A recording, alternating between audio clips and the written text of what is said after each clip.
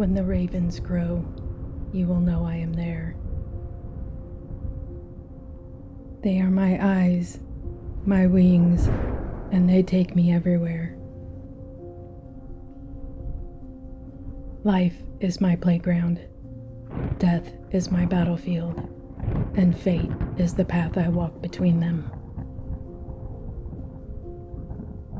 Every move you make, every decision you ponder, I am the one pulling the strings. I weave through the ages, making my presence known here and there. Every life orchestrated, every death by my hand. The battles have been won or lost at my whim. There was a time I was worshipped, yet all I need is to be known. Eons have passed in my wake. The stories I have accumulated over that time have fallen into legend. The time has come for those stories to be retold. I have returned to resurrect these legends from their tombs. I am the Nightmare Queen, Morrigan, Dreadful Raven, and I am here for you.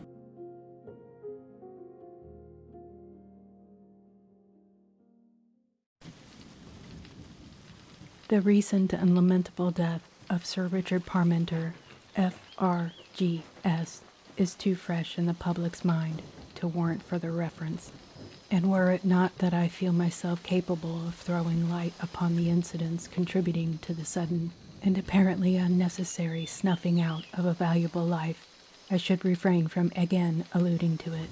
It is well known that the physicians at the time decided that valvular weakness of the heart must have been responsible for the death of the noted Egyptologist, but the statement of his own doctor that Sir Richard had never theretofore exhibited indications of such weakness, and that he was, to all appearances, in the best of health just prior to his death, caused considerable wonder. I had thought to let the facts remain buried, but, for certain reasons, I shall reconsider my determination and tell what I know. I shall always remember the night on which Sir Richard summoned me as his counselor to attend him at his apartments in the Albemarle. It was the night of a storm, and the London streets were a mass of slime and slush. A beastly wind had sprung up, and as I left my chambers at the temple, it almost took me off my feet. Therefore, it was with no little satisfaction that I found a cheery log fire awaiting me in the library of my distinguished client's home, and the nip of brandy he provided was a lifesaver. I noted, however, that for all his assumption of cheerfulness, something was preying upon his mind, and I determined to get at the root of the matter without delay. "How can I serve you, Sir Richard?" I asked briskly. "I see there is something troubling you." "Is it as apparent as that?" he asked, trying to appear unconcerned, but his strong, homely features belied his effort at calmness. Before I could reply, he went on, "But never mind that. I want you to write my will. Now." "Your will?" My expression of surprise and incredulity was natural, for since I had been retained by him, I had marked it as one of his few idiosyncrasies that he had never made his will. When I had mentioned to him the advisability of doing so, he had put it by with a whimsical remark about being superstitious. "I am in earnest," he declared, "and it will be very simple, just a brief form, and I'll sign it with my man as witness." "But why the haste?" I said. "Why not wait until I can have the document properly drawn up at my office tomorrow?" "No, now," he said, and there was such a finality in his tone I had no choice. My concern for my client, whom I really liked and respected immensely, prompted me to ask, "You're not ill, Sir Richard?" He shook his head, with the ghost of a smile on his rugged face.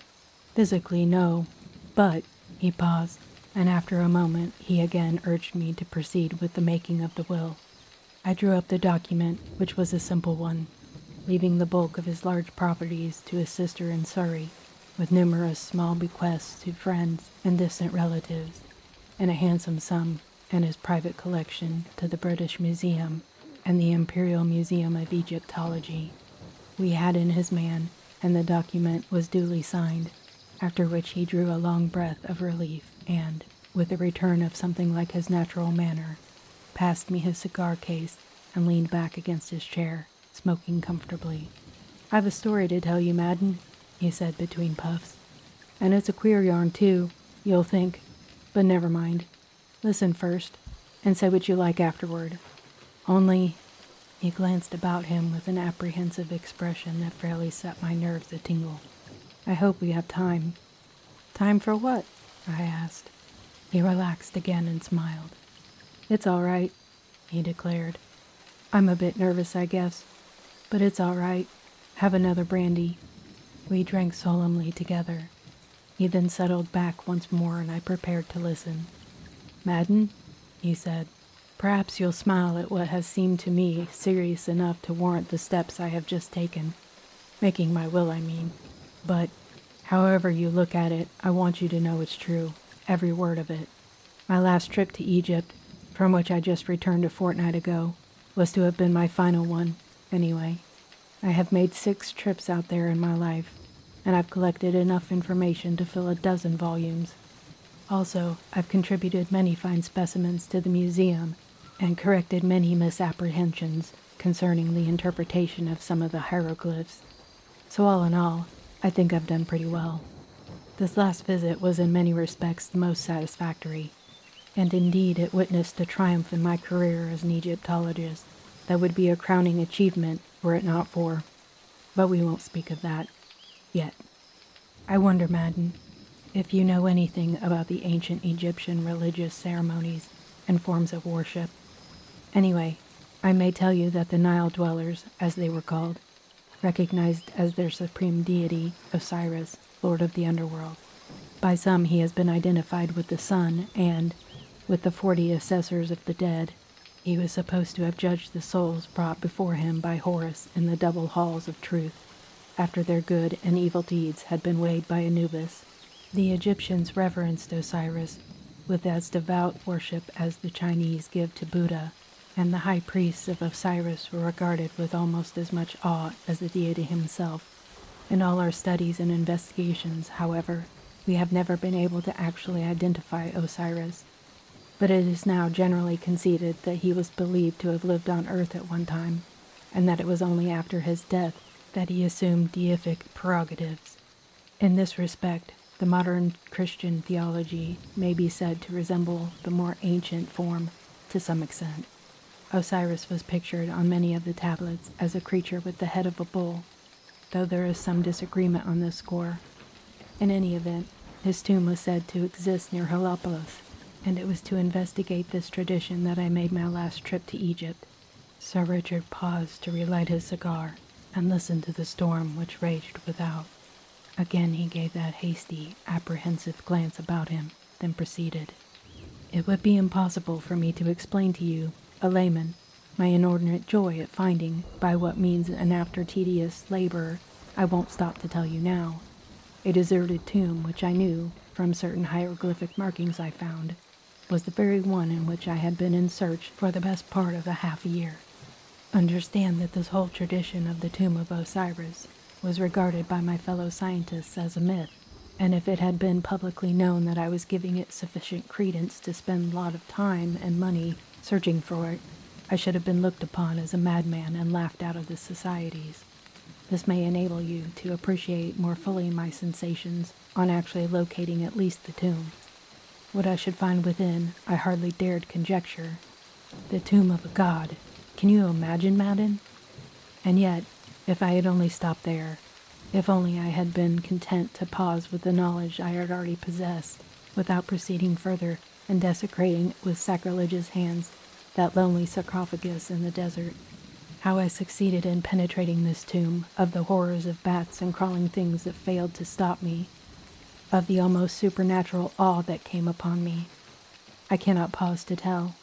It is enough to say that I stood at last beside the tremendous coffin of stone, trembling from an unknown dread, and, as I stood there, something white fluttered by me and up through the opening into the outer air, a sacred ibis. But how had it penetrated there, and how had it lived, I cannot say. Pour out another brandy, Madden. And throw that other log in the fire too, if you don't mind. My, how the wind blows. Did you speak? Pardon me, I'm nervous tonight, as I said before. Very nervous. Where was I? Oh yes, that great sarcophagus stood before me, and on it I saw inscribed the sacred scarabaeus and the feather of truth, while in the center was the word, the one wonderful name, Osiris, which is the Egyptian for Osiris. Insatiable curiosity now took the place of reverential awe that should have possessed me, and with a vandal hand I forced the stone lid from the casket.